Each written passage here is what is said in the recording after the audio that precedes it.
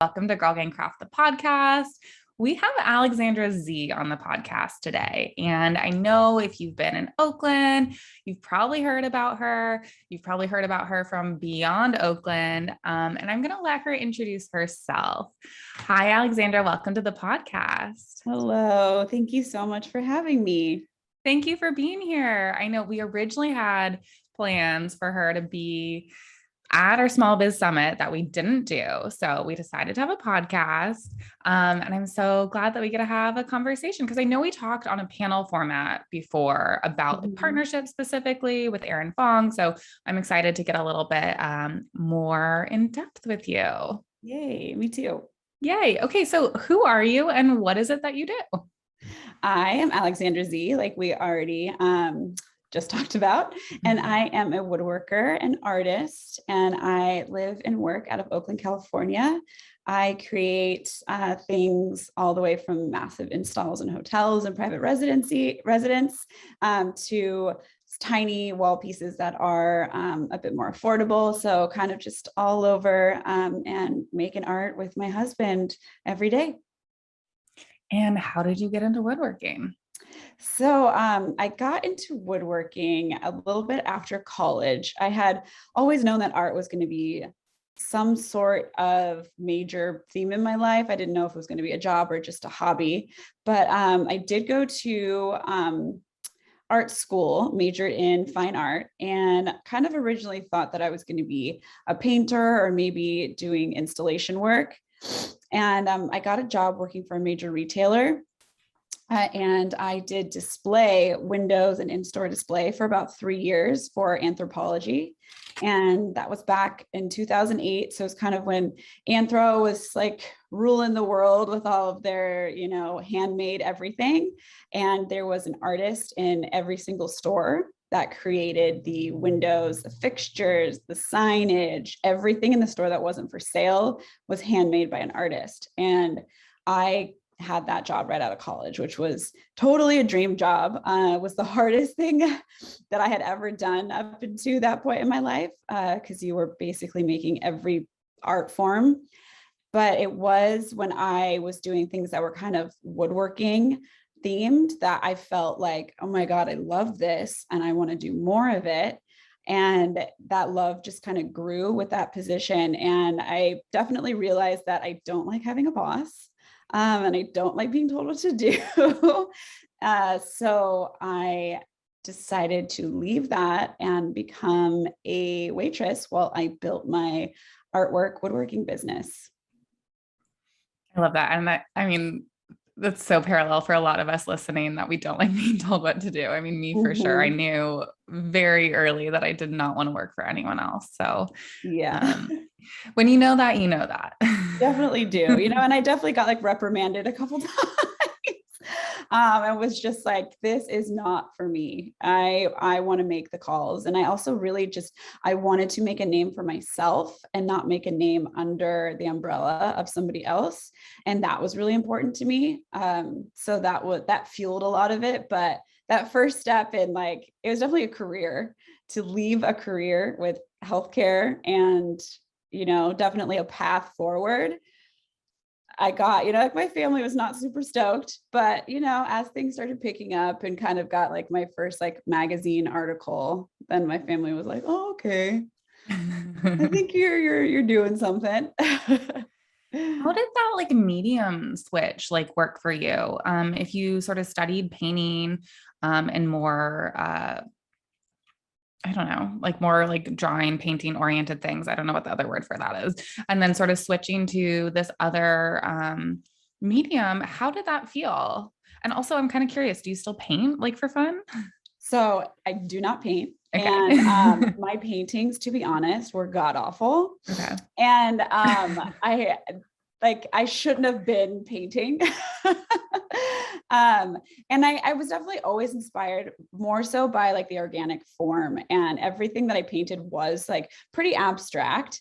And so they were never really that successful. And it wasn't until kind of the end of college when I had this, mixed media professor that really blew my mind. And she was very very different into like anything I'd ever learned. And she was very abstract, a little bit wild. And the hands-on of materials and using materials for not what their like sole purpose is was something that like really deeply inspired me. And then moving into anthro, which I didn't say it. Did I say anthropology? It was anthropology.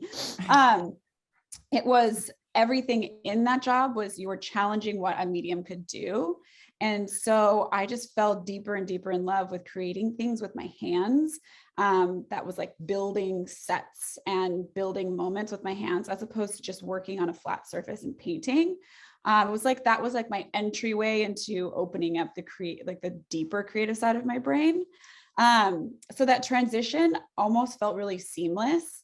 And, like illustrating and drawing and painting, it's just, I was never really good at it and I'm still not good at it. I would rather work on building and making abstract things. So I don't feel like I've left a piece of me. I'm, thankful for that small little bit of me that was a painter that led to what I really love and what I'm actually good at. Yeah. So, and then what was that like after you quit that job and you were waitressing and starting to build your business? What were those beginning days like? So it's definitely a hustle. And, being young, I was in my early 20s, that helped a lot because it was a lot of working in a shop that I was told I was not supposed to use, which was in the basement of my apartment building, but I did it anyways. And I got away with it for like, probably like a year and a half, maybe 2 years, until my landlord found out. But I was, down there during the day and then working until, 6 to midnight at a restaurant, which, totally worked for like a younger, early 20s person. I had plenty of energy, but it was a grind. It was definitely a hustle. But I remember one of my last days at my waitressing job so vividly, when I had started getting orders and I was getting a little stressed that I couldn't fulfill them. And I had talked to my boss and I was like, you know what, like I would be making more income being in my studio. I think this is the last day for me. And I just remember getting this big hug and my boss being like, if you ever need to come back, you can come back. And I was like, oh my God, like, I think I've got something here. And it kind of has just, slowly grown from there. And it's always going to be 24/7 work. But the early days, it was a hustle, but it was also like this new and exciting thing. And when I think about it, I still kind of get the butterflies that I had back then. It wasn't like that long ago. It was like 13 years ago. And what did those early pieces look like for you? I was definitely still like refining and getting good at my craft. So they were a little bit more basic. But I was making a lot of triangles back then. And, some of my miters weren't absolutely perfect. But it was a little bit, I would say, like rougher and chunkier, a little bit more rustic. I was using reclaimed materials. And now I would say now my work is a lot cleaner and a lot more minimal. And I use all brand new wood that is sustainably farmed and is sustainably grown. So back then I was kind of dumpster diving for all these reclaimed materials from people that were ripping down their homes and things like that. It's still sort of like the same geometric patterns for you. It's always been geometric patterns. You're never making like flowers or anything. That was never for you. Never flowers and never color. That's never color. The same. Okay, cool. Fascinating. So like you started to develop your style. Well, okay, you talked about materials. Let's talk about that first. When did you make that switch to new materials? So I think it came along with, I moved into a different studio on Market Street that I shared with other woodworking goddess, Katie Gong. We shared studios for a really long time, but we were in this really cool condemned building. So it was cheaper rent. And we knew that there was going to be a date that we had to leave because the building was going to be torn down. But we were in this basement with like hardly any ventilation. And I was bringing in, like I had ended up making friends with a couple contractors that when they would rip down a house in San Francisco, I would get to sift through the lumber. And I I feel like my allergies and things were acting up, and just really thinking about like what these old houses were built out of. What I was Mm. sanding off could have been, like mold from water damage, asbestos, lead paint. And I just kind of got to thinking that like I didn't necessarily want to be putting that into my lungs, and then, putting that into the world as well. Because there's been a lot of changes in the world as to what's legal within paint and all these things. And so there was a side to the reclaimed that I wanted to source something that was a little bit healthier to breathe in. And so finding something and learning more about it, learning more about finding materials that are sustainable, has kind of been like a driving force in my business. I am a firm believer in not adding more junk to the world and more junk to the world at the expense of the environment. So finding materials that are FSC certified, which is the Forest Stewardship Council. And there are regulations on what gets cut down, what gets grown, how it's harvested, making sure ecosystems remain intact. So that was the switch for me that felt really important, because there is a shortage of green on the planet, and I don't want to be a part of removing that. So using sustainable materials, and also making sure that what I was breathing in, because sawdust is never good, in general, but that at least it wasn't loaded with like chemicals that were used a long time ago, and I'm protecting the environment. So was that something like you announced to your customer base, and did you raise your prices because of that? So my prices in the beginning, like you definitely, I get this question, from people starting out, like, how do you price yourself? And that's always a tough question, because you want to take into account how much your materials cost, how much you think your time is worth, and then what you would price something.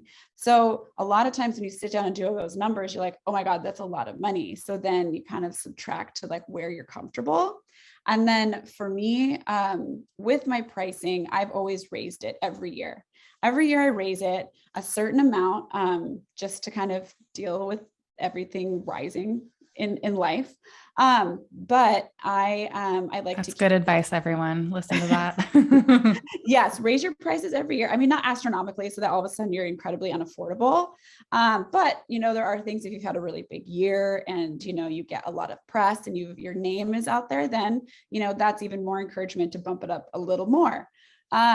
But every year I do raise, and it is different. I don't raise it in a specific amount every year. I do take into account what the years looked like, what my numbers have been, if my materials have gotten more expensive, where I'm actually due to raise my prices because the cost of lumber has doubled. So it is time to raise my prices, and with gas pricing and shipping.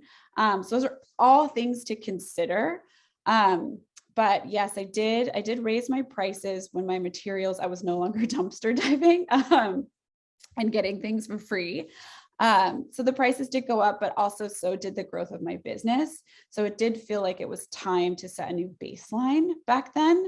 But I mean, it is always a very strategic decision to raise them or not to raise them. I take a lot of things into consideration, but also I do make sure that I have things that are at a price point that is inclusive. If somebody, I would always, want to make something for someone that has a lower budget. I don't want to be completely unaffordable, because I really appreciate everyone that saves to buy a piece of artwork. It's an honor to make the huge pieces and the little ones. Mm. So how did you get those first orders? What was that like, putting yourself out there? And were you on Etsy? Did you have your own website right off the bat? What did you do to get your work out in the world? So for some reason, I just was like, no, Etsy. I didn't want it. I didn't want my work to be on Etsy. I really wanted to make my website and where you found my work something very curated, and where you could only act just me. So it was kind of before Instagram had really taken off, and that was not really yet a marketing tool. It was more so like it felt like it was Tumblr in the beginning. Yeah. And so Instagram wasn't really the thing just yet. And I mean, I feel like this is something nobody will ever do again. And it's like kind of weird, but I made all these portfolios, these beautiful portfolios, and I was just basically knocking on doors. I went to retail spaces. I was at art openings as much as I could, getting into galleries.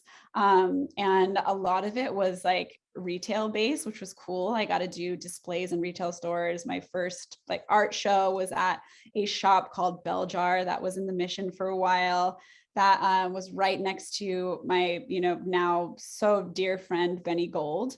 And he was one of the first people that bought a big piece from me. And he had a larger following on Instagram. And he was just kind of like, still is a local skate legend celebrity. And I would say having that art show at Bell Jar and then Benny Gold and his family buying an art piece, they were the first big things that kind of launched my career and got my name out there and made it so other people beyond what I could physically reach started seeing my name and my work.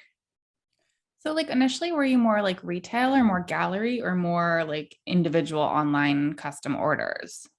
So in the very beginning, it was a lot of putting my work up on consignment in any place that I could. I had a couple gallery shows, was in a couple gallery shows. Sorry, my dog's barking. And a couple gallery shows in the very beginning. So that everything was more so like walk into a store and see my work or walk into a gallery. But then as Instagram started picking up and, a following started coming, then things became more custom commissions as my name got bigger than just local San Francisco. But that was, slow growth. And I will say that Instagram initially took off. In the early days, if you had like a big brand mention you, you'd get like 5,000 followers overnight.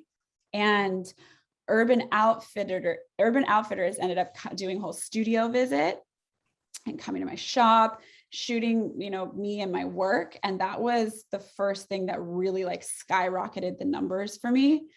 And then got me into, a bigger space where, my inbox started to fill up and commissions started to be the name of the game for me. And then how did you sort of like ride that wave? What did you do when Instagram sort of started taking off to continue to tell about your work to your community? So after it did start taking off, I feel like I've kind of had a very, similar formula that I share bits of my life mixed in with my artwork. And just for me personally, my artwork, my home design, the way that I dress, the things that I do, it's all very like the same. I'm inspired by a very similar color palette.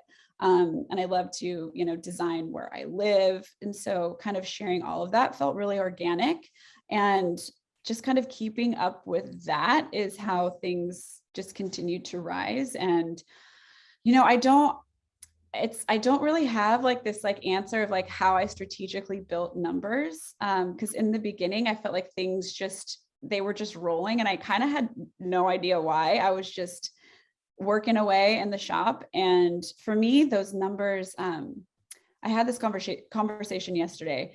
Numbers on Instagram really is a means to my business being successful and a means to me paying my bills and, keeping my business afloat. It's never been kind of like this fame thing, like, oh, Aleksandra Zee, like that. I'm just like, no, I'm so normal and I'm so goofy. Like I'm not like the Aleksandra Zee. So for me, those numbers I'm grateful for it, but it really is, it's what keeps my business alive, if that makes any sense. Yeah. I mean, I have other Instagram questions, but I kind of want to touch on this like fame thing for a second, if you're up for it.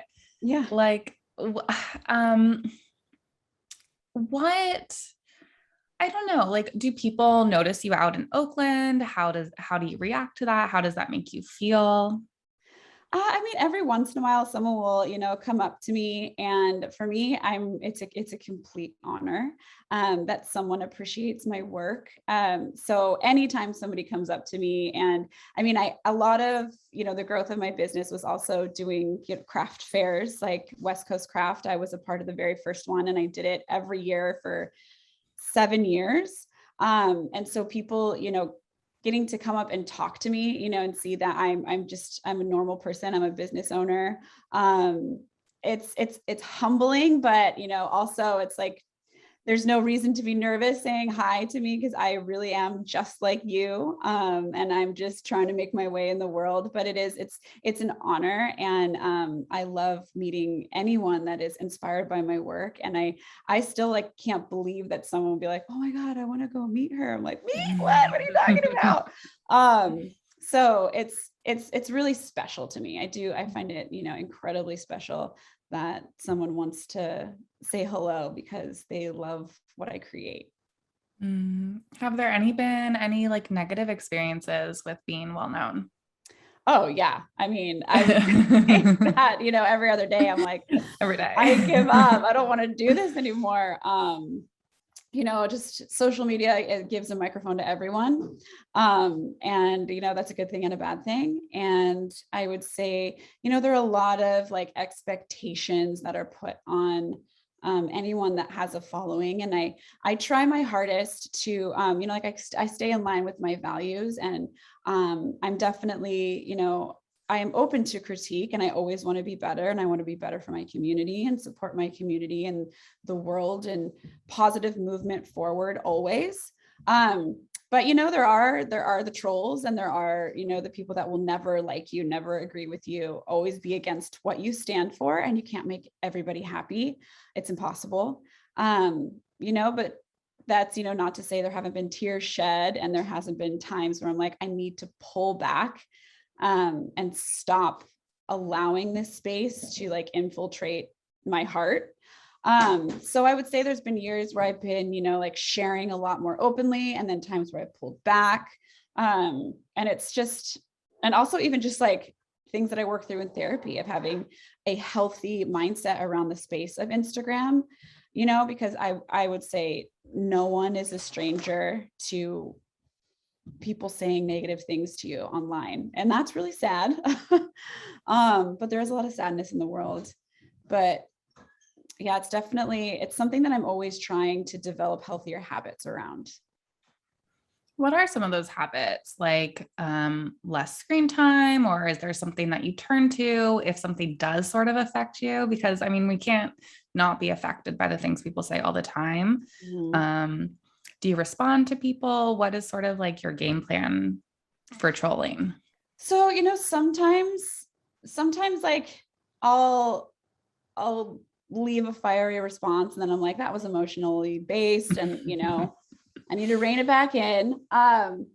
But there has been times when I've like wanted to speak to things, and I have spoken to things, like I have gotten bullied a few number of times, but I don't like to throw the bullying right back. I think it's more of a like a bigger conversation on like how we do speak to each other, and to treat each other as you want to be treated. And I know that saying is just like easier said than done, and that a lot of different things trigger a lot of different people for a whole, like the list goes on. So my healthy habits like usually are, aside from like what my husband and I have been sharing lately about our journeys with IVF, I've kind of pulled a little bit more back on the extremely personal things and sharing my opinion on things, except when it really, really matters. So that's kind of a little bit of self-preservation that I've done. And I don't engage with, the trolling. I'm always up for having a conversation on how to be better, but when it's blatantly hateful, and I do not allow like any kind of hate speech, any kind of violence, any kind of threats, like if any of those things exist, then they will be deleted and blocked. So I think that there is like a hard line and a hard boundary that I've set up. And I think that that's very healthy. And another healthy practice, my favorite practice as of late, is I've turned off my number count of likes. And I would always, like be like, oh, why is that not getting like, I think everyone does. Why does that photo not getting enough engagement? Like, did I do something wrong? Like, do I need to up my, like, what do I need to do? And turning that off has just alleviated all of it. And I think that that's like one of the healthiest things that Instagram has allowed us to do. Like, who cares what that number looks like? If it's something you want to share, then share it. It doesn't matter if 200 people like it or 3,000 people like it. That has been a really healthy practice around just living in this online space. That's awesome. When you do that, do you still see views like for reels or something? Yeah. So with like reels and videos, I think unfortunately those things can't be turned off, Okay. but you can always click in on your insights to see it. Oh, if you want Just to. see how Okay. it's performing, but it's not something that's like broadcasted to the world. That's awesome. That's awesome. So what do you do for self-care outside your business? So self-care for me, I would say, I feel like I am definitely a person that kind of just like I morph and I change with every new season of life. And for me, and I think probably a lot of people with going through COVID and possibly coming out of it, not 100% sure we're coming out of it yet. Cross fingers. Yeah, fingers crossed.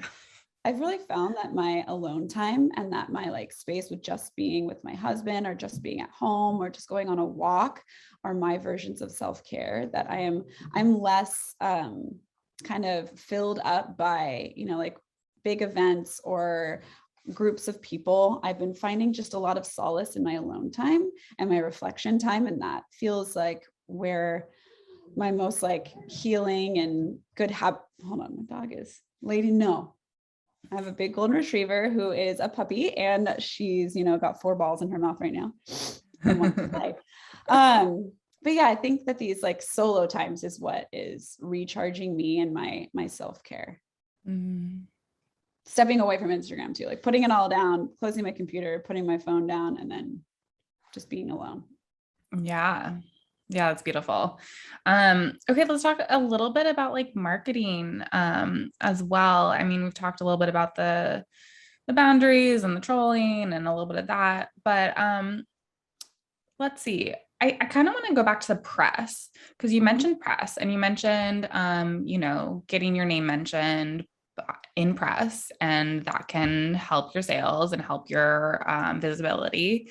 Are you someone who's pitching press, or is press coming to you? What does that sort of PR strategy look like if you have one? So my PR strategy really for like got up until maybe a couple of years ago has all been just letting it come to me and then picking what feels good and organic. In the very beginning, a lot of it was kind of maybe even like trade based. Like if someone was coming to me, if could I have this piece for free? And then I'll do a blog about it. And in the very beginning, I will say that don't be a stranger to giving your work away for free.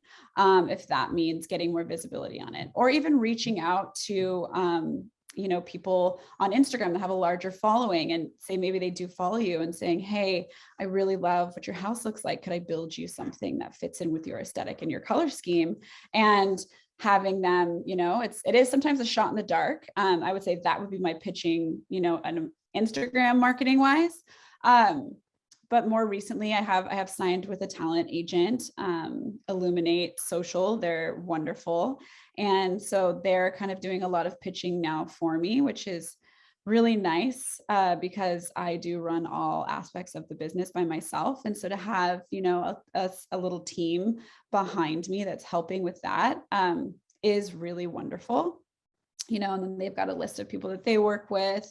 But, I've only been working with them for a year now. So are they pitching you for press mostly, or also like partnerships as well? Partnerships, press, kind of, like whatever comes through that will like shine a light and potentially have some sort of budget, which is awesome. But I will say organically, a lot of things come to my inbox. And because I am running this whole show by myself, I haven't spent as much time sitting there and, being like, I want to be in this magazine. How do I do that? Which I could definitely spend some more time on, but just trying to like make the artwork and get it out and make sure it doesn't break and on the way and shipment is my main focus right now. What does it feel like to have help in those capacities? Because I know it was you for so long, and you also it's just you and your husband, basically, right? It's just me and my husband, Okay. yes. So what is it like to have some So help in that arena? incredible. So it was just me for a while until my husband kind of joined forces with me probably about 7 years ago. And just having, the help in creating the artwork, lumber shopping, I completely run the business side of things, which I don't think I'll ever not do because so many things, it's like I'm the only one that can quote the job, or my voice is what's really important, to speak via email. But having help in terms of, collaborations and brand partnerships with Instagram, because Instagram also is like, it's another job. And having help with that has been incredible. It's like released so much tension and like weight that I was carrying on like, oh my God, I got to get back to this in time. Or like, shoot, I let that sit there for a week and a half and now the opportunity is gone. So now I just, pass things on to my manager, which is incredible. And then, on the really busiest of days, my husband will say, and we'll tackle emails together and we do supply shopping together, which I mean, even just having someone to help supply shop and like get the lumber into the truck is incredible. Um, so it being a two-person job is amazing compared to just doing it by myself. And I am so thankful that, the business does support being able to support me and my husband together. Our entire household is the business. And I know that he loves doing it and we work really well together. So, I mean, this formula, I'm so grateful that we get to do it this way. That's awesome. Do you have any like tips for anyone who wants to work with their partner? Like any sort of like boundaries you set or rules or anything like that? Yeah, definitely. I mean, of course, it took a while for us to find our flow within it. And there are different roles that we play in the shop and at home that are important to remember that, like turning off, our work vibe when we get home. Because at work, it is pretty business. And because I've established all these things, I'm the boss, but I call the shots and I know like, here's what needs to get done. This is the way I communicate, what's going on in the email to what needs to happen.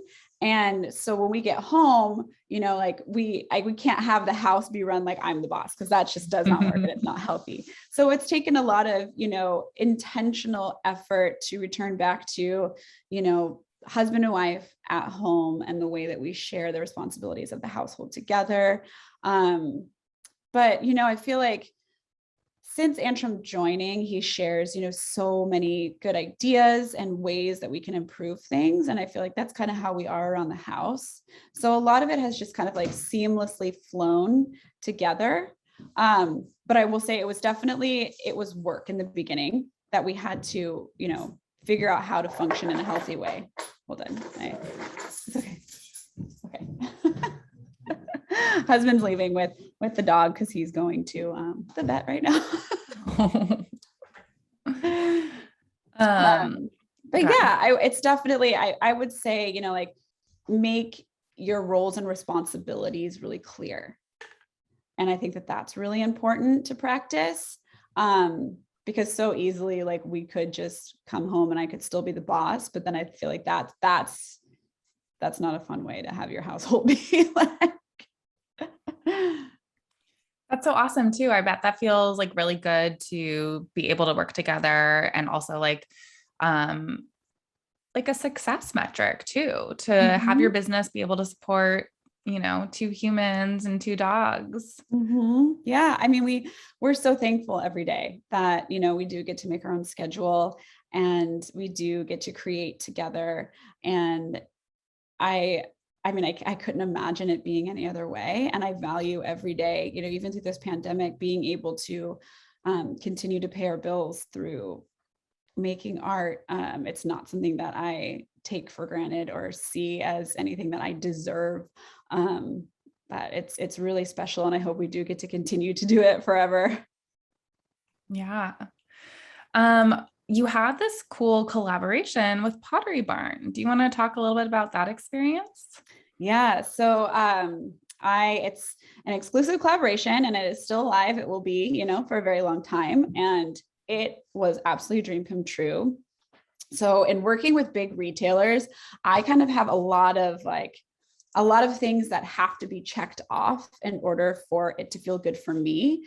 And because, there are things that come along with mass production that I don't necessarily agree with all the time, but I will say that Pottery Barn is absolutely incredible with how transparent they are, with the materials that they use, with things being certified FSC, and their source, everything is sustainably sourced. They use fair wages on who, makes things. And it is a company, Williams Sonoma as a whole, as a company that I am so proud to be a part of.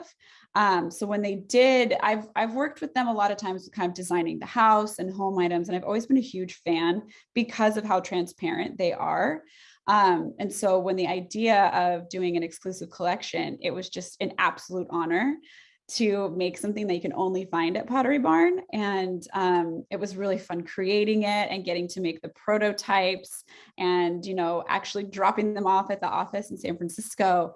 It's all been so incredible. And everyone that works for Pottery Barn that I've met, they're all so kind and so excited about the collaboration and just excited about my work. So it's been honestly a dream come true, and it still is.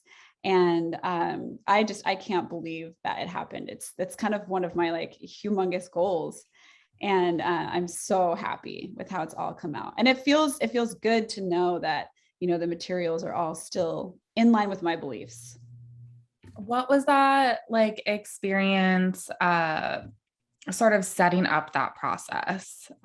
What sort of things were you looking for besides sort of materials to make sure you were compensated and to make sure, I don't know, do you want to talk a little bit about the pre-work for that? Yeah. So, I mean, it's kind of, I kind of explain it in a way that it's almost like a record deal. That, you get a percentage of sales, and you really the contract is always really important, and having someone help you read that contract and redline things that are not okay with you and highlight things that are, and make sure that everything that is going on behind that contract. And I will say that that is something for a small business owner or someone, even working in the Instagram space, to have someone help you read your contract so that you know what the usage is, how long things are going to be, what they can and can't be.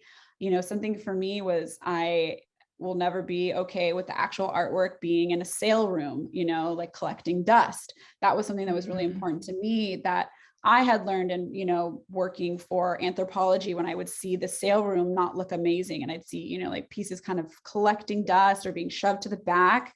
I never would ever want to see my artwork physically look like that if it was ever in a physical store. So, that was something that was important to me, of course, with materials. So all of it, don't be afraid to lay out what your needs are, and see if they can be met. And, sometimes, you have to compromise and you weigh out, is this partnership worth it for me to compromise certain things? Or, are there things that I can say, absolutely, I won't do, and the brand is like, got it. I think that's really important. In having. Do you have a lawyer then for? I don't have a lawyer. I have a couple friends that do big collaborations or work for bigger companies where, reading through documents like that is something they do on the regular. I have a lawyer that I would go to for really big things. And that's important, but just having a couple set of eyes on things. And now, so my manager, she reads a lot of my contracts when it comes to Instagram deals. But with Pottery Barn, it was just me and a couple other people that read things over page by page. And then, having a meeting with, with Pottery Barn and be like, I love this. Can we change the wording here? But kind of by this time in my career, I know what words to look out for and what to not. It's all practice. And it's also messing up and signing away things that you shouldn't have.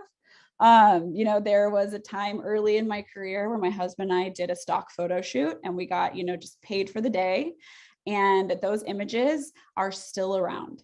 And, I have no say on what brand is using them. And they were in my wood shop. At least they're all they're good photos, but it's could have gotten paid for that usage. So that was a big mistake. Yeah, like we were the face of a dating app for a while, which I really didn't like. So that was, you live and you learn, and you have good collaborations, bad collaborations, and everything, you kind of stockpile in this like will not do again or will for sure do again folder in your brain. So what advice do you have for creatives that want to work with these big companies? Maybe like outreach to them, or finding companies that are aligned with their value, or anything that you want to speak on for that? Yeah. So I guess for me, making sure that a brand aligns with your values, that they are inclusive, that they're personally, I would say, inclusive on race, gender, body size, that everything is presented. And that's a big one for me. And so, my manager definitely knows that I won't work with brands that, that do not include all of those things. And also, like if it's a brand that you're just in love with, like, I guess for me, I love free people, and it's something that, I purchase on my own, and, maybe someday I'll get like a awesome collaboration job with them. But for me, I share about it, or I'll, post about it, tag them. And a lot of times too, when, working with the idea of brands, some brands will like send you something to see, how the engagement is. And everything that I share about, I like to use and kind of try out before I make sure that I'm into it, before I like agree into like really sharing about it. So that's something that, my following can know it's sincere. But yeah, if there's a company that you do love, I would suggest just like tagging them a lot, and, they could or could not, like see what you do with it, how, people are engaging with you. But it is like a little bit of free marketing before you actually get the job. So if you're okay with that, it depends on if that's something that you really want. And a lot of times, I do things in the hopes that I'll get a job, but I can't think that like me doing that will equal a job, because then it'll just be a frustrating loop. But I don't know. I still feel like Instagram is a lot of trial and error. There's a lot of formula, but there is still trial and error because things are changing all the time. And the whole pay to play is something that I have not subscribed to. I don't put any money behind my posts, because that's too much of a business expense for me right now. So I try to be as creative as possible and not having to put cash behind posts. And you recently made a TikTok. I did. How is that for you? Slow, for sure. I'm no Gen Z. So I was honestly like, I toyed with the idea of being like, I have a 17-year-old sister, and I'm like, hey, can I, I'm thinking about like paying her to help me make my videos, because it takes me forever to like create them and edit them. And then I'm like, this looks like shit, lady, no barking. So I'm still a work in progress when it comes to TikTok. And like, I haven't found my stride, but it's there, and I'm like working on it. It's not anything polished by any means, but I love the space, and I think that there's so much opportunity there. I think I just have to figure out what my thing is. So I'm still working on that, but I do get a lot of joy out of the app. It's just the creation process that I think I need to turn it into more of like a well-oiled machine on like how I make it, and like how Instagram is. I feel like I can almost do it, like it's like muscle memory. So I need to build the muscle memory with TikTok. Yeah, cool. Thanks for sharing that. I mean, because exactly, you're so well-oiled machine on Instagram. TikTok is like a whole different like beginner's mindset vibe. So it's really fascinating. Yeah. So I know that I could do more, and I think it takes more time too. So I just, like you said, like I've got to get that muscle memory behind it. But yeah, it's quirky right now. Love it. So you have a new collection coming out. You want to talk about that? Yes. So I've been really wanting to make something new that felt really, really, really authentic to, you know, just my style changing and where my design eye is going. And in particular, this collection came by me just looking through a lot of my older work and changing the orientation of it and really just playing around with it on my phone. And I landed on something that I absolutely love that is just kind of like a compilation of older pieces that I've done in, you know, new dimensions. And I'm so excited about it. So I would say, you know, maybe like a month, maybe a month and a half, I should be ready to debut it. But I am so excited about it. And I think it's really beautiful and minimal. And you know, I hope it's received well, but I'm really excited about it. I'm going to be changing up how I frame my pieces as well. Yeah, and I'm potentially kind of thinking of like a complete like website makeover for all of it because it's time, you know, it's definitely important to recreate. And I'm so sorry if you can hear my dog barking. There's a squirrel in the backyard. But yeah, I'm so pumped about it. And it's fun to like finally feel that way. It's been a while. I've had like a bit of a creative dry spell. So I'm really excited. Was there something in particular that sort of got you out of that creative dry spell, do you think? I think that I would say that kind of the hibernation of COVID, it felt like a deep hibernation, really allowed me the space to slow down. And I think it was the slowing down because I have been essentially just running for, you know, since the beginning, since day one. And things slowing down allowed me the space to just to think like, what do I really want to create? Not, you know, with the pressure of an art fair or a craft show. A lot of times I was like, I got to make something brand new to debut at a craft fair. And that was like a big part of my driving force. And I think this time let me like really focus on putting the time into it. And not to say that other things have been rushed. They have, you know, divinely come when they needed to, but it was a nice, like refreshing break to hibernate and kind of just stew on it and make a couple things that I was like, no, I don't like this. This isn't it. And then find something that I'm like, hell yeah, this feels good. And it feels like a totally different way of creating that I've never allowed myself to do in the past. I'm so excited to see. Yeah. So hopefully end of May is what that's my goal, but you know, it could be June. Yay. Well, this has been so amazing talking to you. Thank you so much. Of course. Can you tell our community where they can find you? You can find me if you would like to on TikTok. It's just my name and it's a little goofy. And then Instagram at Aleksandra Zee is where I share snippets of my life, my work, my house. And then my website, aleksandrazee.com, is where you can purchase my work, attend workshops, buy my book, all things like that. Well, thank you so much for joining us. So many nuggets of information here. Yay, this was so fun.